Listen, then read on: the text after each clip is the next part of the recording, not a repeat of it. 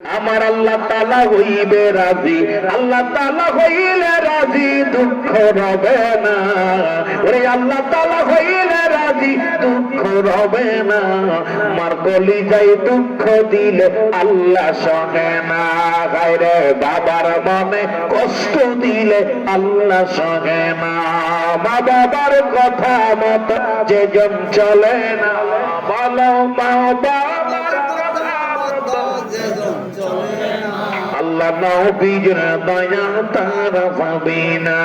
বাইরে আল্লাহ নবীর দয়া তারা পাবে। সুন্দরী বিবি পায়া তাদের ভুইল না, ওর দুদিনের সঙ্গী পায়া তাদের ভুইল না। আর কলিজায় দুঃখ দিলে আল্লাহ সহে না। গায়রে বাবার মনে কষ্ট দিলে আল্লাহ সহে না। মা বাবার কথা মত যে জন চলে না, বলো মা বাবার কথা মত আল্লাহ নবীর দয়া তারা পাবে না। বাইরে আল্লাহ এই দুনিয়ার মুসলমান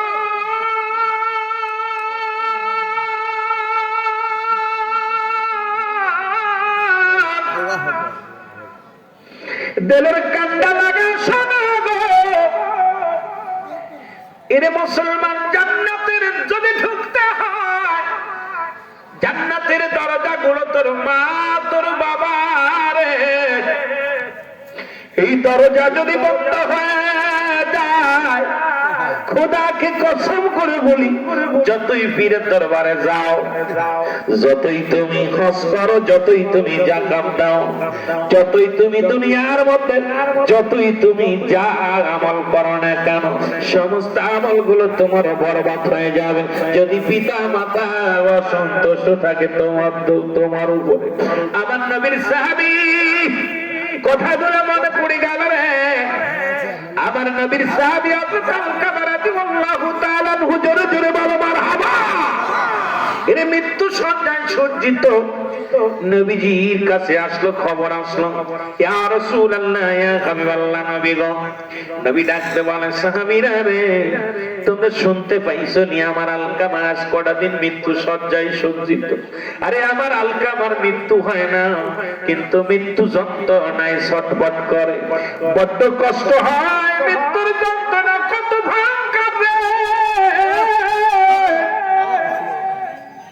আল্লামা মুফতি আমজাদ আলী সাহেব একটা কিতাব লেখলেন, কিতাবের নাম বারে শরিয়াত। এই কিতাবের মধ্যে উনি বলতে যায় বললেন, দুনিয়ার মানুষ শোনো, মানুষ যখন সাধারণ মৃত্যুবরণ করে ৭০টা তাজা উটের গায়ের চামড়া জবাই না করিয়া উল্টো দিকে টান দিয়া লবণ আর মরিচ লাগাই দিলে যতটুক যন্ত্রণা হয়, এর চাইতে ৭০ গুণ যন্ত্রণা হলো একটা সাধারণ মৃত্যু। এখন আমরা অনেকেই মরণকালে পায়খানা করে দিই, অনেকেই মরণকালে প্রস্রাব করে দিই, অনেকেই মরণে একমাত্র বাবাই হয়ে যায় রে।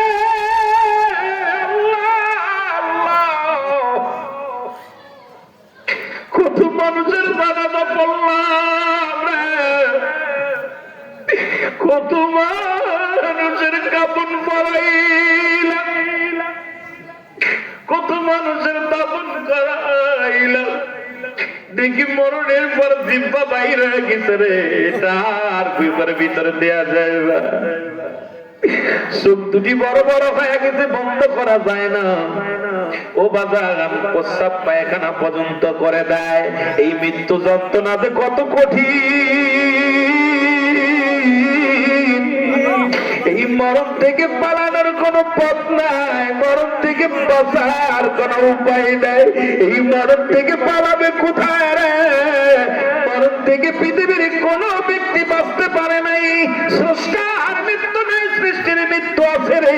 সুতরাং এই পৃথিবীর মধ্যে আমরা যারা সৃষ্টি জগতের মধ্যে আছি, সবার মৃত্যুর বেলা পান করতে হবে, মরণ হবে, এর মধ্যে কোন সন্দেহ নাই। যারা বলেন ঠিক কিনা?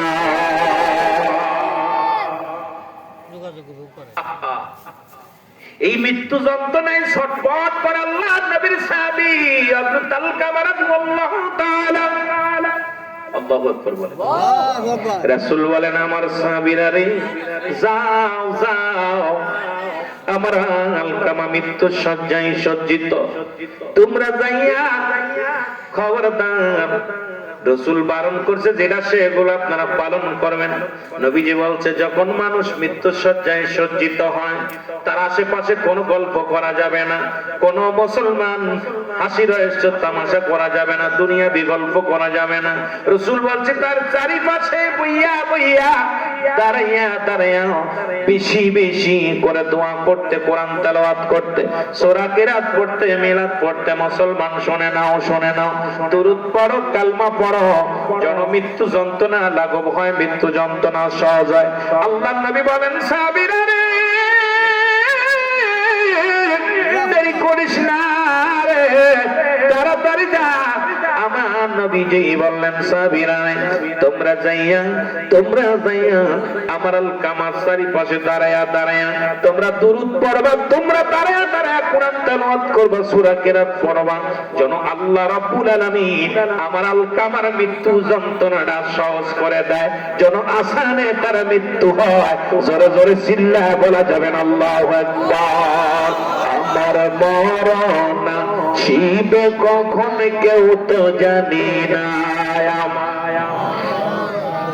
দয়া করে কেউ কেটে দাঁড়ায় থাকবে না, ভিতরে চলে আসেন। ওলামা ইকরাম ভিতরে জায়গা আছে, ওলামা ইকরাম যারা আছেন হাফেজ, কারি, মুন্সি, মাওলানা, এরপরে মসজিদ ইমাম সাহেব, আপনারা দয়া করে ভিতরে জায়গা আছে, প্যান্ডেলে আসেন। আমার মরণ শিবে যখন কেউ তো জানি না, আমার মরণ এই আমি চলে যাব, আমায় তোমরা ভুইলা যাইও না, আমি চলে যাব, আমায় তোমরা ভুইলা যাইও না। আমার মরণ আসিবে যখন কেউ তো জানি না, আমার মরণ আসিবে। টাকা পয়সা দালান কোটা যাহা করেছি সব কিছু ফেলাইয়া যাবি, একাই চলেছি রে আমি। ভিতরে চলে আসেন ভাই, ভিতরে। আরে সব কিছু সারিয়া আমি একাই চলেছি, আমি যাবার কারে ভাই উপরে আসেন, উপরে আসেন। ওলামা ইকরাম তাদের সম্মান করবেন, তাদেরকে জায়গা দিবেন উপরে। আসেন আসেন। আরে সব কিছু সারিয়া যাবি একাই চলেছি, আমি যাবার কালে ভেবে দেখি আমার কেহ নাই, আমি যাবার কালে ভেবে দেখি নাই, আমার মরণ আসিবে কখন কেউ তো জানি না।